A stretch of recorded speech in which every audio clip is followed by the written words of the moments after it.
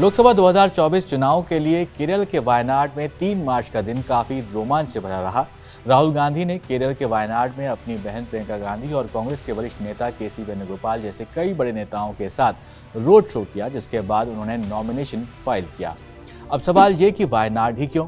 राहुल गांधी ने अपना राजनीतिक सफर जिस कॉन्स्टिट्यूएंसी से शुरू किया था वो थी अमेठी और साल था 2014।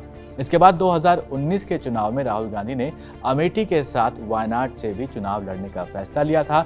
राहुल गांधी ने 2014 में अमेठी से चुनाव जीता था, जिसके बाद 2019 के चुनाव में राहुल गांधी बीजेपी की स्मृति ईरानी से हार गए थे, लेकिन वायनाड सीट पर उनकी एक बड़े मार्जिन से जीत हुई थी।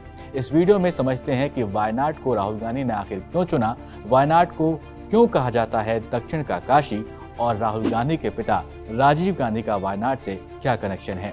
वीडियो में आगे बढ़ने से पहले आप हमारे चैनल को जरूर सब्सक्राइब कर लीजिए। अगर फेसबुक या फिर इंस्टाग्राम पे आप हमें देख रहे हैं तो जरूर हमें फॉलो कर लें।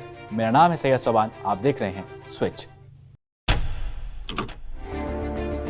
वायनाड और राहुल गांधी के कनेक्शन को समझा जाए उससे पहले राहुल गांधी के पॉलिटिकल करियर को समझ लेते हैं और इसकी कोशिश करते हैं कि हम थोड़ी शुरुआत से ही आपको इस बारे में बताएं। राहुल गांधी कांग्रेस के सबसे प्रमुख नेता हैं। 2004 में राहुल गांधी ने सबसे पहले चुनाव लड़ा। अभी राहुल गांधी की उम्र 53 साल है। राहुल गांधी ने जब पॉलिटिकल करियर अपना शुरू किया था तब पार्टी ने उनको एक युवा नेता के रूप में पोर्ट्रे किया था। लेकिन राहुल गांधी को 2014 में भले ही खुद अमेठी सीट से जीत मिली हो, लेकिन कांग्रेस पार्टी कुछ खास नहीं कर पाई थी। 2014 से मोदी लहर के बीच में कांग्रेस काफी डगमगा रही है, उसको काफी नुकसान हुआ है। राहुल गांधी की पर्सनल लाइफ पर भी नजर डाल लेते हैं तो राहुल गांधी ने देश और दुनिया के one of the best institution से पढ़ाई की है। राहुल गांधी ने शुरुआती पढ़ाई दिल्ली के सेंट कोलंबिया स्कूल से की, फिर वो आगे की पढ़ाई करने के लिए 1981 में द स्कूल देहरादून चले जाते हैं। राहुल गांधी की दादी यानी कि देश की तत्कालीन प्रधानमंत्री की 1984 में हत्या कर दी जाती है, जिसके बाद सेफ्टी और सिक्योरिटी की वजह से राहुल गांधी और प्रियंका गांधी को घर में ही पढ़ाया जाता है। इसके बाद 1989 में ग्रेजुएशन के लिए Saint Stephen College New Delhi में राहुल गांधी एडमिशन लेते हैं। इसके बाद जल्द ही राहुल गांधी हार्वर्ड यूनिवर्सिटी चले जाते हैं और आगे की पढ़ाई करने वहां पर पहुंच जाते हैं। राहुल यहाँ से भी ग्रेजुएट नहीं हो पाते हैं क्योंकि उनके पिता राजीव गांधी को 1991 में असैसिनेट कर दिया जाता है। सिक्योरिटी को देखते हुए राहुल गांधी को फ्लोरिडा में रॉलिंस कॉलेज में मूव कर दिया जाता है। 1994 में राहुल गांधी अपना ग्रेजुएशन खत्म करते हैं। इसके बाद एमफिल के लिए राहुल गांधी कैम्ब्रिज यूनिवर्सिटी पहुंचते हैं। इसके बाद राहुल गांधी ने नौकरी करना भी शुरू कर दिया था। राहुल गांधी की वेबसाइट के अकॉर्डिंग उन्होंने अपने प्रोफेशनल करियर की शुरुआत लंदन में मॉनिटर ग्रुप के साथ शुरू की थी और जो कि एक मैनेजमेंट फर्म थी।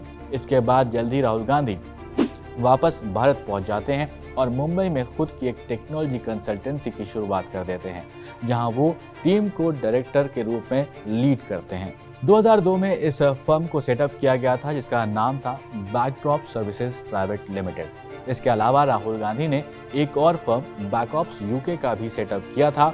इस पर भी काफी विवाद हुआ था। खैर, उस पर हम अभी नहीं जाते हैं, इस वीडियो में आगे बढ़ते हैं।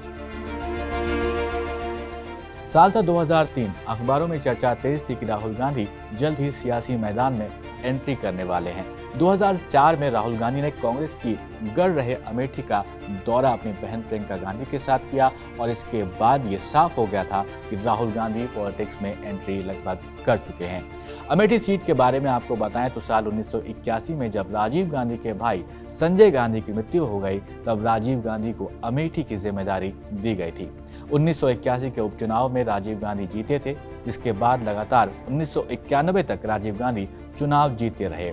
इसके बाद 1991 में राजीव गांधी की हत्या हो गई। उपचुनाव होते हैं और अमेठी से कांग्रेस के सतीश शर्मा चुने जाते हैं।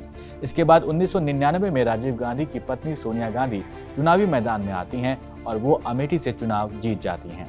इसके बाद उन्होंने अपने सीट को अपने बेटे राहुल गांधी को सौंप दिया। राहुल गांधी 2004 से 2014 तक 3 बार सांसद रहे।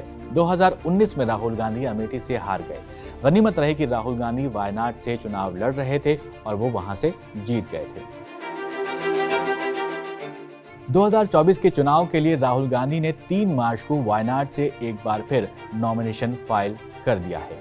केरल में मलयालम भाषा बोली जाती है और इसका एक शब्द है वायल नाडु, जिसका मतलब होता है the land of paddy fields. कई रिपोर्ट्स में इस बात का जिक्र मिलता है कि इस जगह का कनेक्शन माता सीता, वाल्मीकि और लव कुश से भी है। यही नहीं, राजीव गांधी से भी वायनाड का जुड़ाव है। चलिए एक एक करके आपको समझाते हैं कि आखिर ये है क्या। वायनाड डिस्ट्रिक्ट में एक जगह है जिसे कहते हैं पुलपल्ली। मान्यता है कि माता सीता की धरती है ये, और अयोध्या छोड़ने के बाद गर्भवती सीता माता इस जगह ही रहती थीं और यहीं उन्होंने लव कुश को जन्म दिया था और यहीं पर वाल्मीकि ने रामायण भी लिखी थी। कई रिपोर्ट में इस बात का जिक्र मिलता है कि माता सीता अपनी कुटिया में अपने 2 बच्चों के साथ रहती थीं। सीता माता की कुटिया से नीचे कुछ दूर पर मुनिपारा में, जहां पर वाल्मीकि रहते थे, आज के दौर में यहाँ पर दूर दूर से लोग आते हैं, संतान के लिए मन्नतें मांगते हैं। रिपोर्ट में यह भी दावा मिलता है कि यह देवी की भूमि है, इसलिए यहाँ पर जो कुटिया है वहाँ पर कोई निर्माण नहीं किया गया है, यहाँ तक कि एक कील का भी इस्तेमाल नहीं किया गया है। माता सीता की कुटिया से कुछ ही दूर पर माँ सीता और लव कुश का मंदिर भी है, जहाँ पर प्रियंका गांधी ने जाकर दर्शन भी किए थे। अब राजीव गांधी के कनेक्शन की भी यहाँ पर बात कर लेते हैं। तो वायनाड के तिरुनेल्ली में हजारों साल पुराना महाविष्णु का मंदिर है और यहाँ एक नदी है जिसे पाप नाशिनी नदी कहा जाता है। नदी के साथ शंकर जी का भी मंदिर है। जैसे काशी में गंगा और भगवान शिव का मंदिर है, वैसे ही यहाँ पर भगवान विष्णु और पाप नाशिनी नदी है। मान्यता है कि जब किसी की मृत्यु होती है और उसका शरीर शत विशत अवस्था में मिलता है तो कर्मकांड इसी जगह पर किया जाना चाहिए और शायद इसीलिए राजीव गांधी की अस्थियों की जो राख है वो पाप नाशिनी नदी में प्रवाहित की गई थी। बाकी कर्मकांड भी तिरुनेल्ली मंदिर में हुआ था। राहुल गांधी पहले राजीव गांधी के लिए यहाँ पर पूजा अर्चना करने आए थे। शायद यही वजह है कि इस जगह को दक्षिण का काशी भी कहा जाता है और यहाँ से राहुल गांधी ने एक बार फिर अपने चुनावी जो सफर है उसमें हाथ आजमाया है। जहाँ पीएम मोदी काशी से लड़ रहे हैं तो वहीं राहुल गांधी दक्षिण के काशी से हाथ आजमा रहे हैं। इस बार देखना होगा कि क्या कांग्रेस पार्टी कुछ बेहतर परफॉर्म कर पाती है या फिर वैसी ही स्थिति बनी रहती है।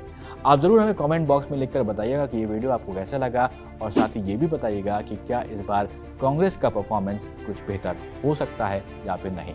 ऐसे ही वीडियोस देखने के लिए कीप वॉचिंग स्विच।